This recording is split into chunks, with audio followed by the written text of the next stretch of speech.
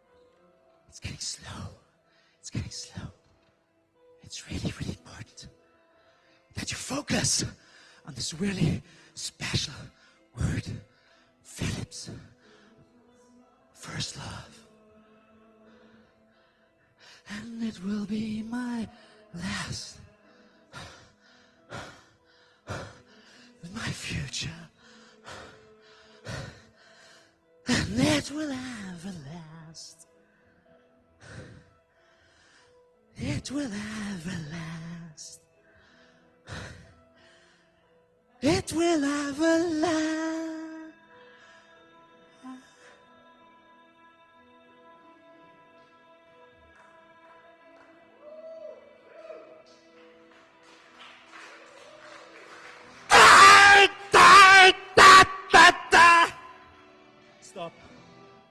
Stop. No. Oh my. Fuck. Oh. Thanks. Oh yeah. I'm sweating like a pig, but Phillips, of course, pulls me through. People are yawning in the audience. That's why you haven't touched the true Lord yet. Okay, what I'm talking about here is about a completely new form of corporate anthem. It's not about hierarchy, it's not about up and down, it's about feeling, it's about the spirit. We are a company, we are a family, and we can pray to a common God, ourselves and our corporation. In a certain way, we can say that it stresses the collective, it stresses many interesting aspects of feeling and the song. I mean, do you know the song? Have you heard it before? It's Music Was My First Love, and they just exchanged music with Phillips. And in a certain way, why not? It's fine. Interestingly, I don't know about the copyright status of this song, because most of the corporate anthems, they don't have like nobody really knows who wrote them. Because they're pretty much music. So someone gets a little bit of money in some music writing company to write a cheesy song for Phillips, blah, blah, blah, blah, blah, blah, blah, blah. And I don't even know if the guy who wrote Music Was My First Love actually ever heard about this version of his song. And if they have to, if Phillips has to pay them any kind of royalties, I don't know.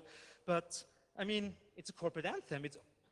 It always was supposed to stay inside the corporation and not leak on the internet. But what can we do? The next song for you is quite interesting. And I have a small video for you because I tried to experience the song with a couple of employees who actually work for this corporation. The corporation is a Dutch corporation too. It's called KPMG.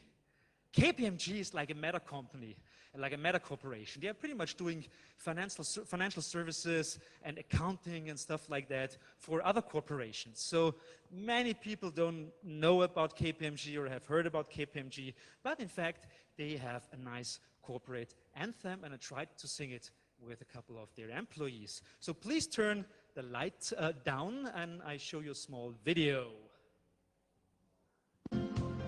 KPMG, we're strong as can be. Yeah, of course.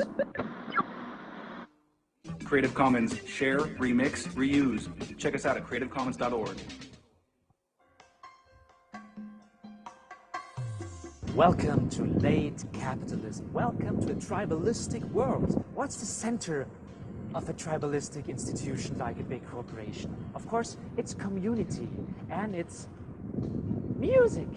So today we want to explore the vast realms of corporate anthems. And we'll start with KPMG, and let's find out what they have to tell us about their corporate anthem. KPMG, we're strong as can be. A team of power and energy. We go for the gold. I'd like to interview one of the PR guys. I'm only here for 1 day, so I'm leaving tomorrow morning, so it's...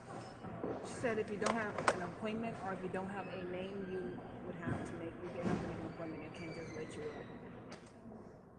Okay. Tell you what? Yeah. Okay, thanks a lot. Okay. Wait outside and ask people if they're working for KPMG. Would it be okay for you to do an interview with you? sorry. You know what? There's a probably like, maybe if I come back in a little bit. I'm sorry. Excuse me, guys. Are you working for KPMG by any chance? A theme song. Do you know it? I do, unfortunately. I think I heard from study with a KPMG or something like that. Yeah, yeah. Can you relate to that? KPMG, we are strong as can be? Not really. Do you know it? Do you know like a single line of it? KPMG. Something. Yeah, yeah. I'm from Europe. And do you know anything about corporate theme songs? No, I So- don't really. You like it? Not particularly. So you never sang the song together in the company? No. We have no occasion to sing actually. Oh, maybe smaller. It's not that loud, okay? Oh my god. We create, we innovate, we pass the one that are late. This is private property. You have to have a permit. So I'm trying to call KPMG and talk to some... Hi, hello, my name is Johannes, I'm here in town. You don't have a PR guy? Am I talking to KPMG here, is this right? Oh, that's my problem, because I think I got the number wrong. Okay, thanks a lot, bye-bye. This is a Dutch law firm. Creative Commons is designed to save the world from failed sharing. Creative Commons license can cover anything that copyright covers. Every license says you need to give me attribution. The basic choices are commercial use or not.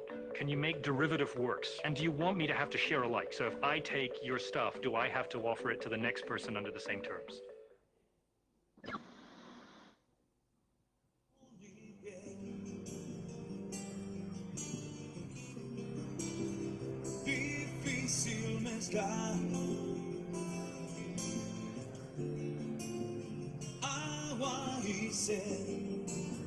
I'll show you. It's actually a really cheesy song. What's your name? Johannes. Johannes. Okay. Yeah. Stop. So, there it is.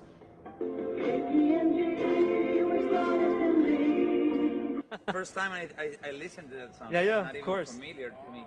So, play again, please. Okay, no problem.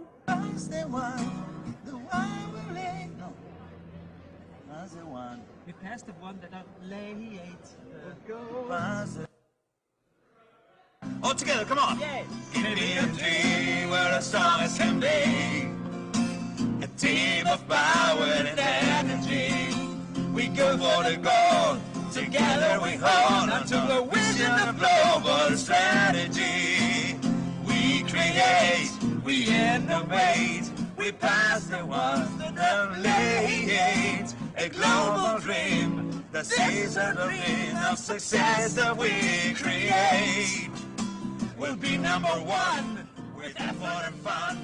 Together each of us will run for gold that shines like a sun in our eyes. All together, come on. Yeah. KPMG, we're as strong as can be.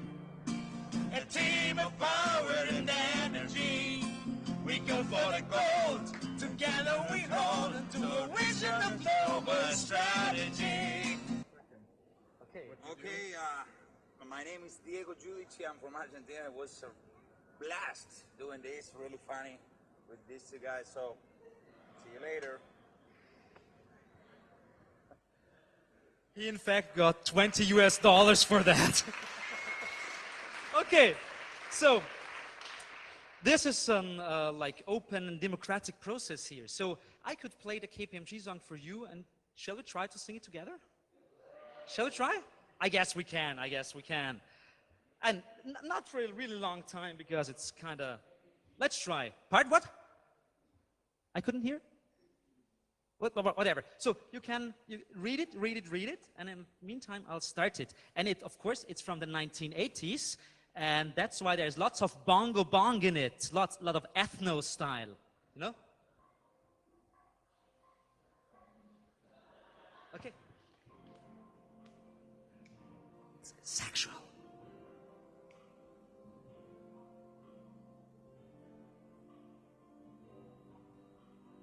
Don't wake Nick Farr.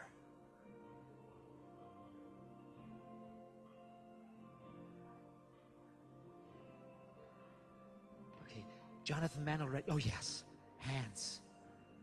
Hands and iPhones, please. KPMG, we're strong as can be. A team of power and energy. We go for the gold. Together we hold onto a vision of global strategy. KPMG, we're strong as can be. A team of power and energy. We go for the gold. Together we hold onto a vision of global strategy. We create, we innovate, we pass the wonder, delete. A global dream. This is our dream of success that we create. We'll be number one with effort and fun. Together each of us can run. Ah.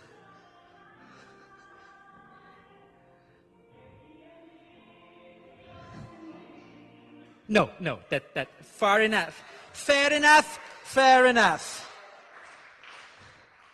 Okay, so, well, what can I tell you about this song? It is interesting here in comparison with the IBM song, for example, that the patriarchal orientation completely disappeared, and here is the postmodern fusion of company and subject. It's almost perfect. And who, one might ask, could represent this fusion better than an accounting firm? Of course, yeah. The following, or actually the song you heard, KPMG, is an interesting take on the Olympic anthem in a certain way. So it almost sounds like a sporting song, and it's full of sport metaphors, you know, like gold and blah, blah, blah, and energy and blah. There's lots of things you can discover in here. And actually, it sounds like, let's say, like a big East Asian mega sporting event played on a kitchen radio. That's what it is, basically, okay? A little bit psychedelic, but who knows, whatever. Late capitalism is a really interesting wonderland full of unicorns and anal porn. Okay, so the next song is actually really from Asia. It's not from China or not from Japan, but it's from, and that's why I have this nice light bulb here, it's from India, okay? So, actually the light bulb, I don't know what's about India, but I guess they use the same imagery in India too. Or maybe there are differences, like cultural differences, who knows? The next song is by a company called Mindtree. Have you ever heard about Mindtree? Mindtree, they tried it really, really hard. The interesting thing about this song is it's almost like a heal the world song. So it's full of social responsibility, corporate social responsibility. Interesting fact, they died after a couple of years. So I think if you put corporate social responsibility in your theme song, your company has to die. I mean, there's something wrong about that. It's almost too ironic to do it, okay? So we have this interesting song. It's almost like a prayer, I would say. It's from 1999, and they tried to get into the top 20 of global companies. They actually will sing about it, and of course they failed. Okay, let's play it for you, and please have a close watch, have a close look at the lyrics. They are kind of strange for Western or Westernized ears. Nice piano.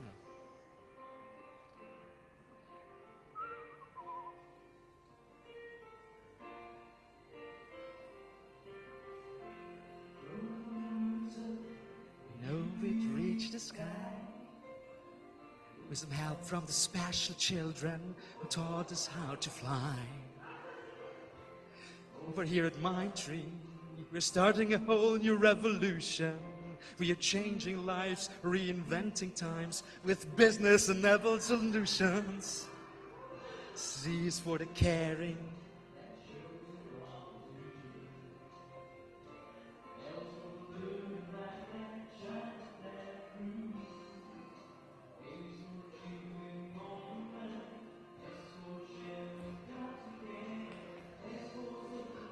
responsibility.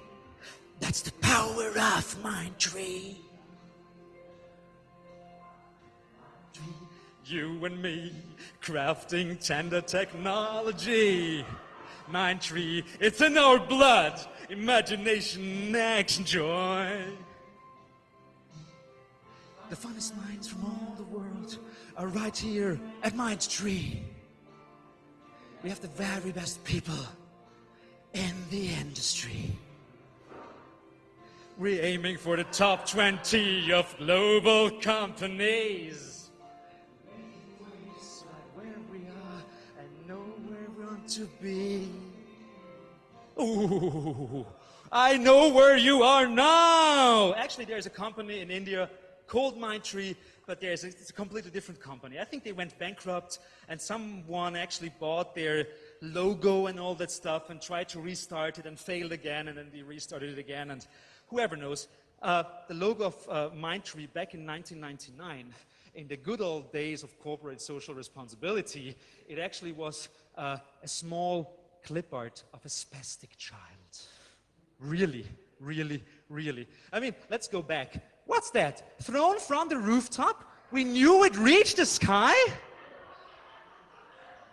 That's an interesting teleology. Bang! Yes. But, no, not gravity, cultural difference, okay? So, the special children, maybe the spastic child on the logo, who knows? They were thinking too much, I guess. We have to think about that and that and that and that. Oh, we have to make money. Bugger.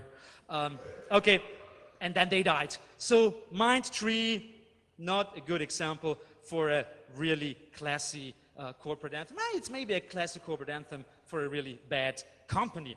Okay, the next song, in fact, I don't want to bore you, is a hip-hop piece. Yes, really, really bad mastering. So if you're like into audio production, stuff like that, it's really horrible. It's like half of the time you can't even understand it. The interesting thing is, it demonstrates the aesthetic breadth of corporate anthems and the corporate anthem genre, and it also demonstrates the interrelation of inwardly directed self-depiction and the choice of aesthetic form. The financial analyst firm Algometrics presents itself in a hip-hop piece with a strange children's song chorus. So it would actually be a good piece for the hip-hop label Anticon, if you know it. But, of course, they didn't write it for the market. They wrote it for themselves, and that may be the problem. But because, again, it's not gangster rap, it's finance analysis, like rap, in a kind of way. And they have a little bit too much humor. So they're actually making fun about their own company in their own song. Not a good idea. What shouldn't you do? Social responsibility, bad for a song. Making fun about yourselves, bad for a song. Okay? So I'll play it for you, and please, please, please, please pay close attention. In the beginning, there's a little bit of and you can hear, this is the sound of the stock market. Aha.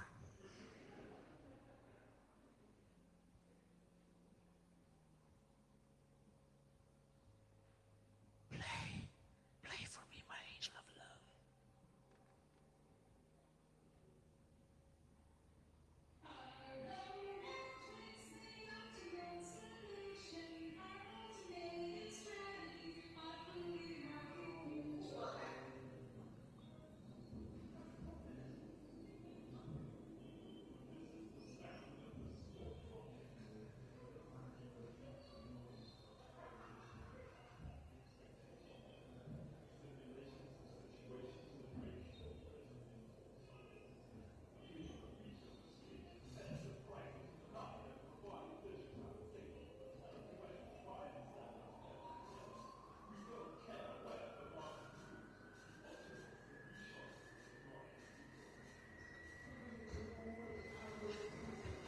Go Matrix, the optimal solution. Our automated strategies are fully market neutral.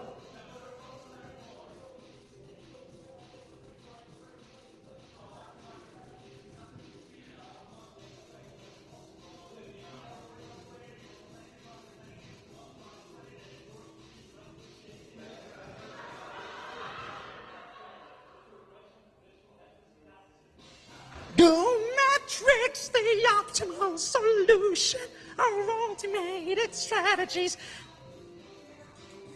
Stop. Please clap for them. They were from London. They were young. They really tried hard. You know, startup, blah, blah, blah. Fail, fail, and such a great, long, corporate fucking anthem! I can't believe it! But there's so wonderful stuff in it. We're obsessed with this fantastic city. I mean, it doesn't matter if it's the Bronx or the stock market. Fucking fantastic city! Okay?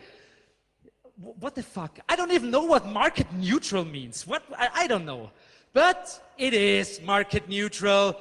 One of my favorite lines is, it's friction-free cash flow, moving money from Tokyo to Oslo and Nasdaq and Kuwait and back again. We don't measure pain, we create higher gain. This is an answer. Wow. What's happening? This is your mission, pure capitalism. In the meantime, I hope you're not sleeping on the street, guys. I don't know. So what's happening here? AMAC, set rigs, optimal solution, blah, blah, blah, FSA, innovative, fully automated, corp. Yeah, okay. Does anyone here really know what they're talking about? I guess Nick Farr, you know about it, or? Not really. You're a fucking accountant. Okay.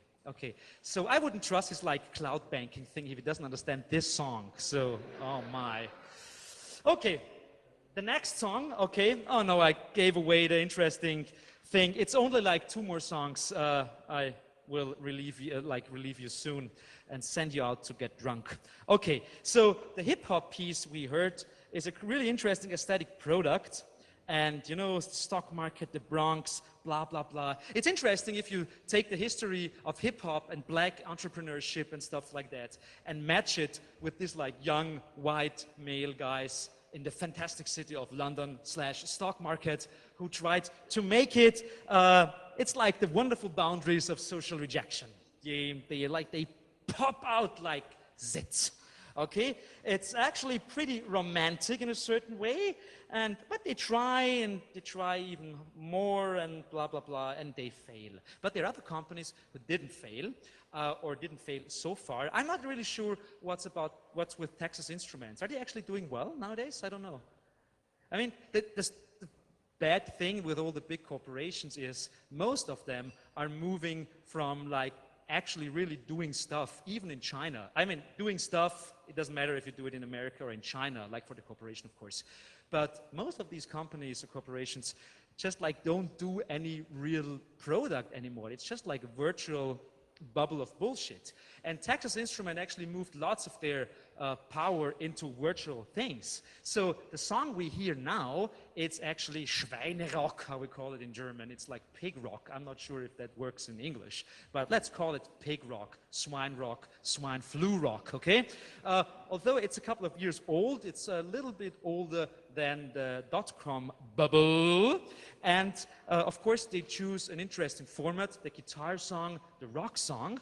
And why are they choosing it? Because first of all, the guy who wrote the song is the senior VP for sales and marketing, Jeff McCreary. And Jeff McCreary actually likes guitars and probably wanking. So that's why he wrote this song.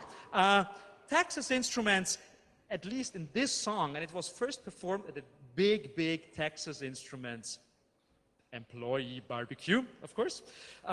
So they, of course, try to tell their employees, hey, come on, don't be afraid. It's real this time. It's not virtual. It's real. It's real. It's real. And the only real thing on the planet is guitar rock, of course. So they choose guitar rock, and let's play it for you. It's pretty much the worst corporate anthem I have in my collection. And I have like 75 songs.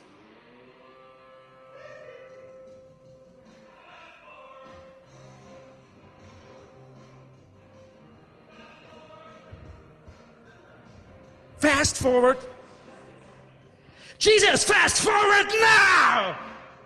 .com world is on my mind. The strategy set, we said it's real this time. Hot new products in the right marketplace. Our business is a challenge to pick up the pace. DSP and analog, it's our right to lead. First value execution and meeting the need. Some try to cover a story or bask in our glow. More earnings, more revenue, ready to grow! Fast forward. Okay, try it. Now, it's wanking, you know, the guy's wanking, okay? Oh, I tried. Yeah, okay. Look at me. Yes.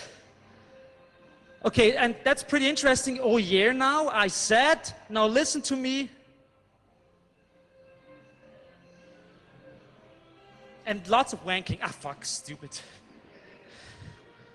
Stop it. I mean, a drive to succeed, technology, entitlement, you do it with speed, commitment, integrity, you care, you wait. The pace is relentless, you must innovate. Software and tax rates, catalogs exist, of course, yeah. DSP performance, you ain't see nothing yet, of course.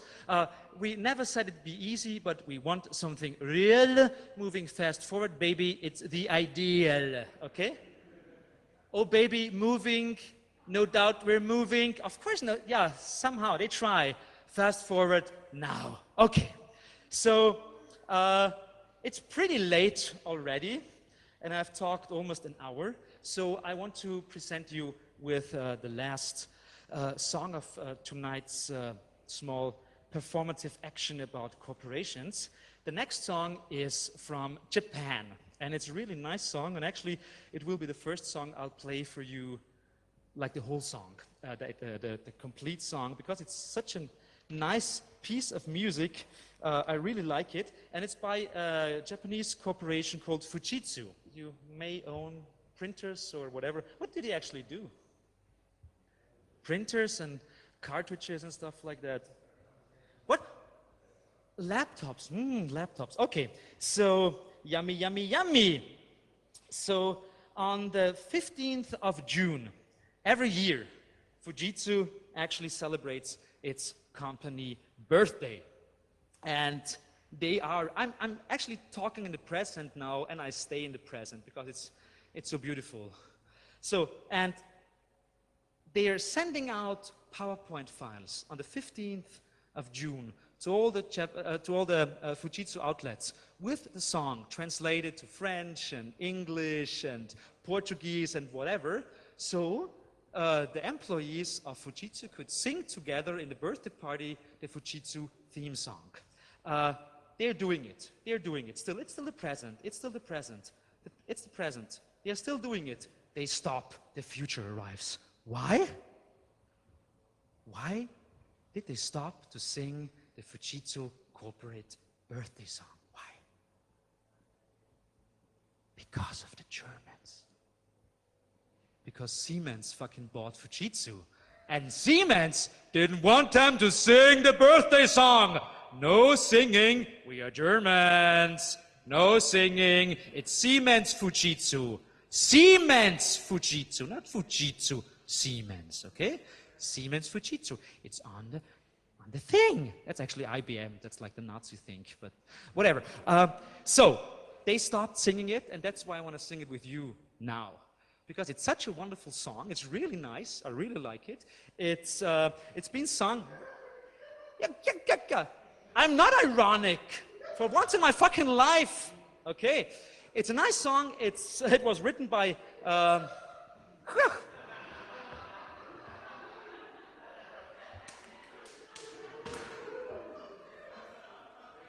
Okay, let's get Bet. Bet.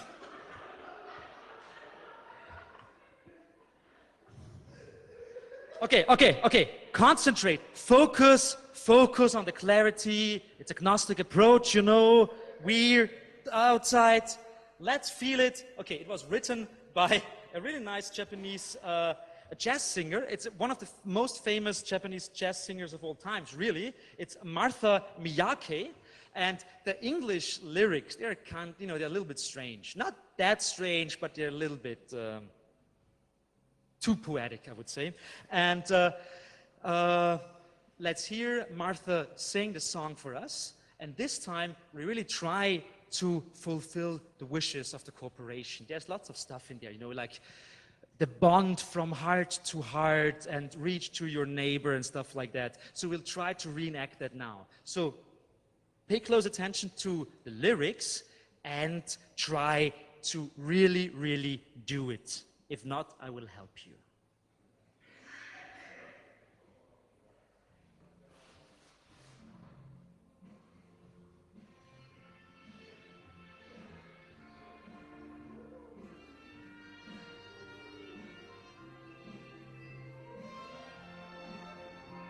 Okay.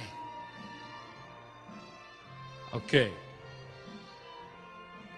Let's run out now to greener fields where shines a splendid sun.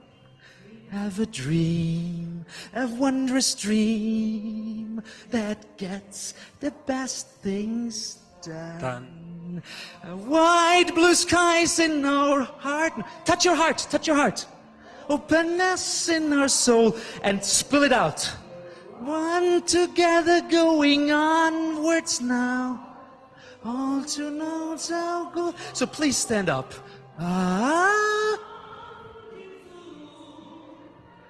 Tomorrow is our goal. Okay. Get up! Okay. And now, let's join our hands. Let's join our hands with everyone and smile at each new hour. We have a dream, an endless dream of youthful love and power. We want to use all our skills now, all the strength unfurled. We plan uniting all our new techniques all over the world.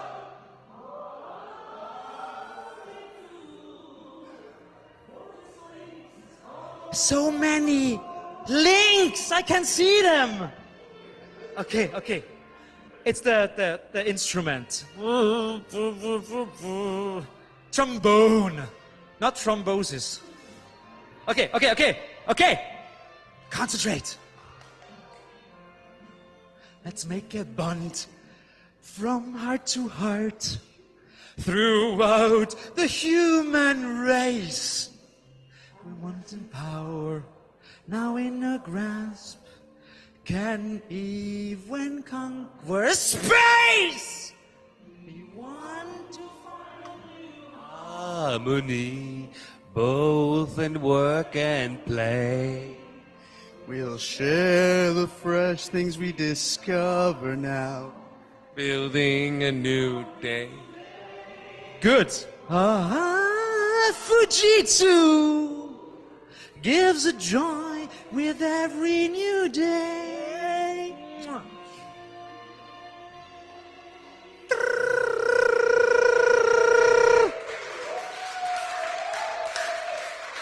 Oh my.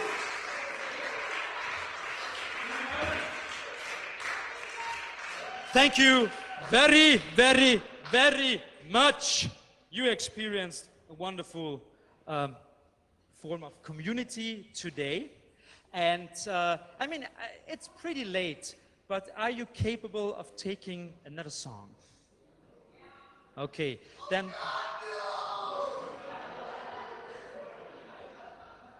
Jonathan Mann, please come to stage. Because now we'll have. Actually, I want to get with you on the table, but it's actually kind of dangerous. I don't want to break your spine. Oh, so okay. So we need an anthem for SIGINT, for the CCC, for the hacker movement, whatever, for your strange asocial friends. Okay, we need that.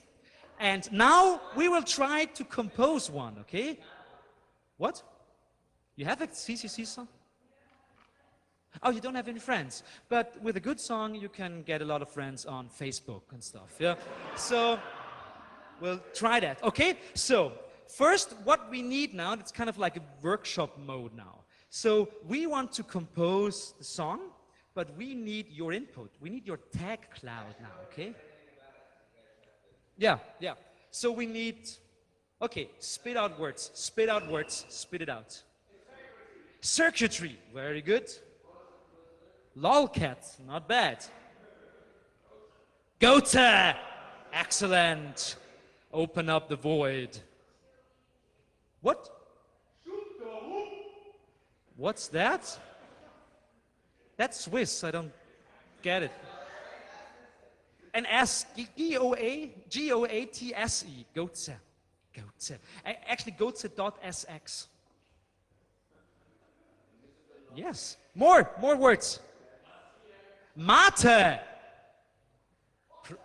What? 4chan. 4chan, not bad. What? Marble cake?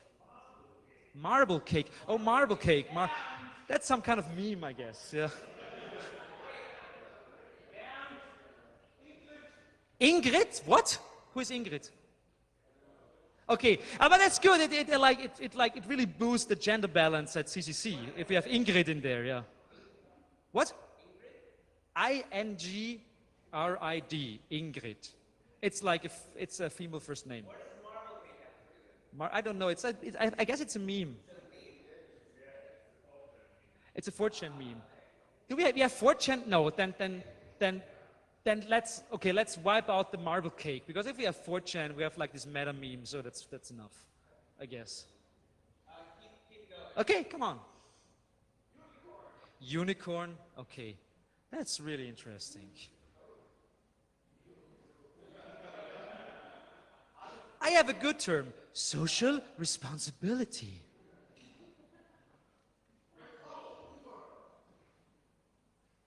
Do you know what you just said? Do you really know what you said?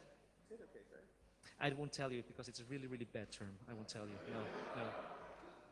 I got him. No, it's just like... What's potato cake? You call it potato cake in English? It's pretty much like, what was it called? Hash browns. Yeah, hash brown. You call it potato cake? It's a strange term. Potato cake. I don't know. Forget him. What? Trotsky. Give me some context for this thing. It's like, yeah. What does Trotsky do with anything? I think they want to like. I think it pretty much means like we are political. Yeah. I have like an insider joke. 40 hacks. 40 hacks. H-E-X. Anyone knows what 40 hacks means? Never mind. It's the assembler code which like a virus uses to copy itself. What do they do? I don't know. Hang around. What do you do? You hang around.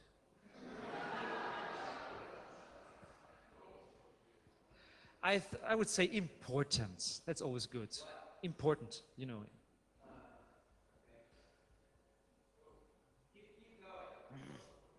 Huh? Like dope? Dope like hash. Like, okay. Okay, dope.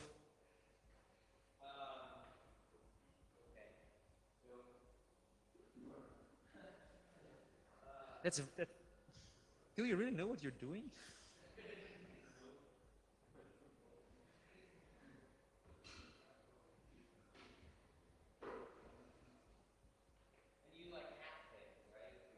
Hacking, not a bad hacking. Yes, very good. Computers.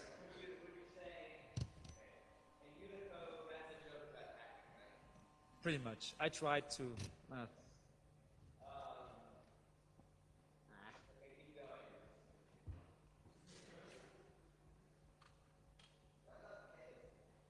Chaos. Yeah, not bad. Of course, Chaos Computer Club. Maybe it should be like in the song. Not a bad idea. Or C. Be free as can be. Or I don't know.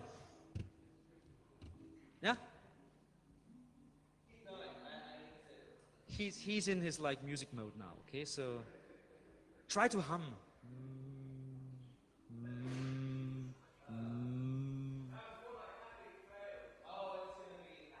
Epic fail. Good. Good. Epic fail. Epic fail. Yeah.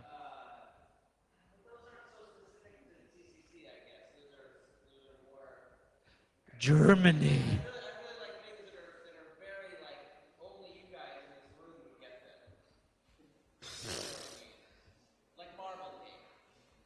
But that's not like specifically 23, yeah.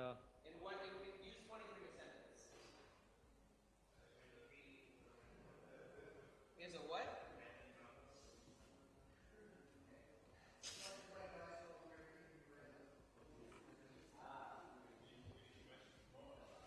Fnord, not bad. F-N-O-R-D, Fnord. Fnord, and we have fairy dust. Fairy dust. That's a good like what? Pentabarf. Yes. Yeah, panda barf. Yes, panda barf. Yeah. No, panta. P-A-N-T-A. Barf.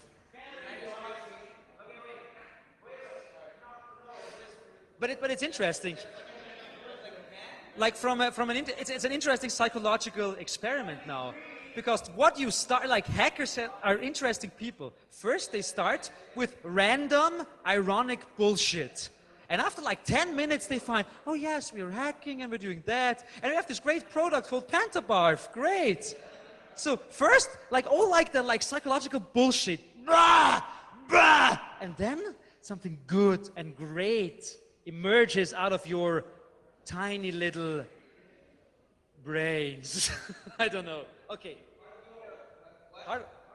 Heart of gold. What? What's that? A sorting algorithm. That's good.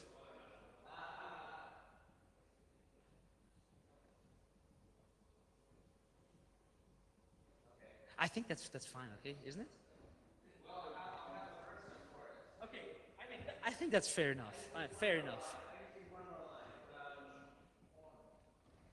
Yeah. Born for porn. Anything having to do with it that would rhyme with ing. Thing, ring, sing, something specific about CCC that rhymes with Ing, sing, ming. Emperor Ming.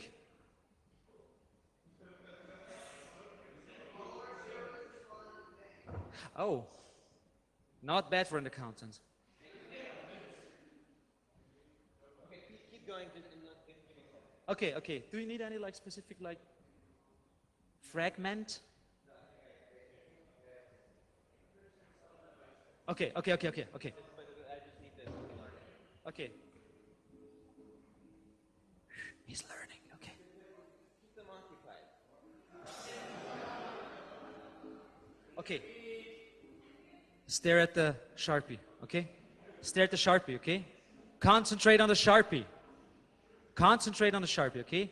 Everything will be good, okay? Concentrate.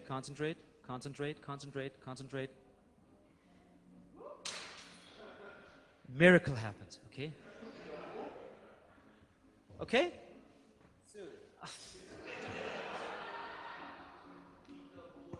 Concentrate on the plastic cups, okay? Not the plastic cups. They're made of people. Not bad for an accountant. Okay? I can blind one with my laser pointer. I need to write it out. Fuck. In the meantime, you can write down my Twitter account there. So,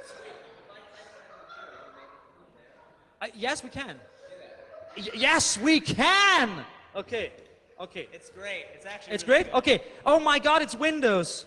Fuck. I have myself. It's myself in my background. Oh fuck, I can use win words.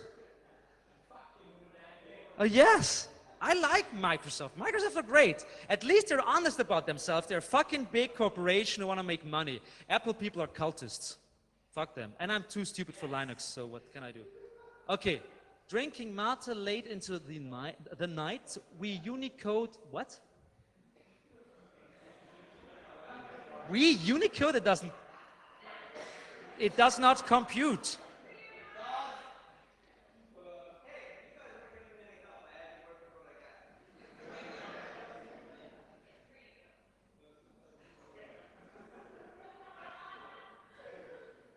CCC, we hang around and do important things. Ah, that's good. Okay. With Panther barf and fairy dust. I like that. It's Dutch. All our servers respond to ping.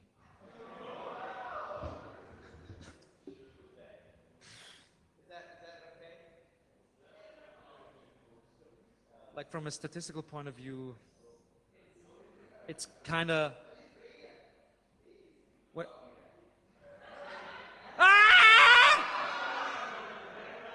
I don't know. But that's actually a really good song. Three. Where is it? I don't know. Edit. There it is. Yes.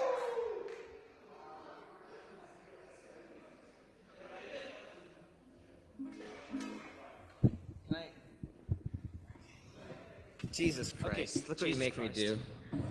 Okay. And I can't even see it. I tell you, okay? We'll try it. Okay. Okay.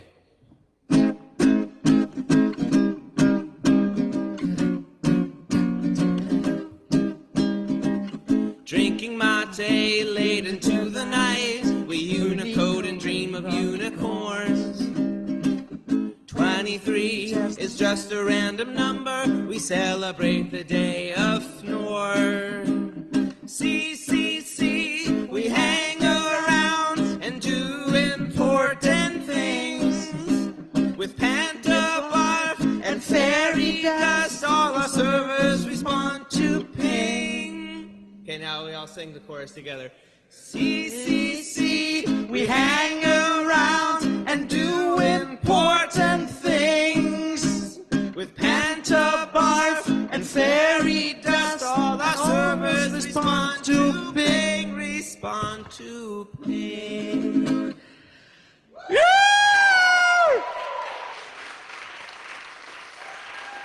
Ladies and gentlemen, you experienced a performance. Go home, get drunk, good night.